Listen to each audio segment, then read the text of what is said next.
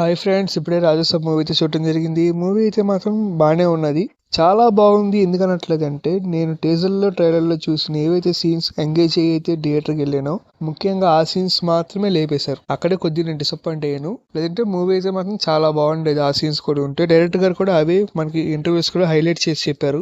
Story plot విషయానికి వస్తే రాజా వాళ్ళ నానమ్మ గారికి వాళ్ళ తాతగారు అంటే చాలా ఇష్టం అండి, ప్రేమ.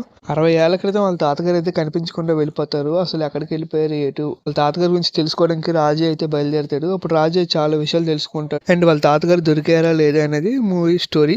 మూవీకి ఏదైనా పెద్ద పాజిటివ్ ఉన్నది అనుకుంటే అది ప్రభాస్ గారు మాత్రమే చెప్పాలి.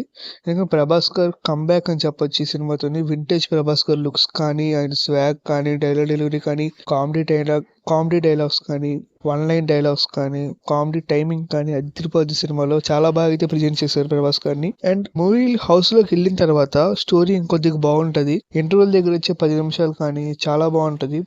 ప్రీ ఇంటర్వెల్ సీన్ అయితే మాత్రం. నెక్స్ట్ క్లైమాక్స్ కూడా చాలా బాగుంది. పార్ట్ 2 లీడ్ ఏదైతే ఇచ్చారో లాస్ట్ 15 to 20 minutes అదిరిపోద్ది. నిజం చెప్పాలంటే అసలు సినిమాకి ముగ్గురు హీరోయిన్స్ అవసరం లేదు. నిధి అగర్వాల్ గారు కానీ, రిద్ధి గారు కానీ అసలు అవసరం లేదు. మాళవిక మోహన్ గారు అయితే ఒకరు సరిపోతారు, కానీ ముగ్గురు హీరోయిన్స్ అనవసరం ఉంది సినిమాకి. నెక్స్ట్ తమన్ గారు బీజిఎం గురించి మాట్లాడుకుంటే సాంగ్స్ కానీ బీజిఎంస్ కానీ చాలా బాగున్నాయి. బట్ బీజిఎంస్ అక్కడక్కడ మనకి రిపీట్ వస్తూ ఉంటాయి, అంటే వచ్చిన బీజిఎంస్ వస్తూ ఉంటాయి. గ్రాఫిక్స్ అయితే గుడ్. మనకి బడ్జెట్ ఏదైతే చెప్పారో ఆ బడ్జెట్ మూవీలో మనకి క్లియర్ గా అయితే కనిపిస్తుంది. ఓవరాల్ గా మూవీ అయితే మాత్రం బాగానే ఉంది.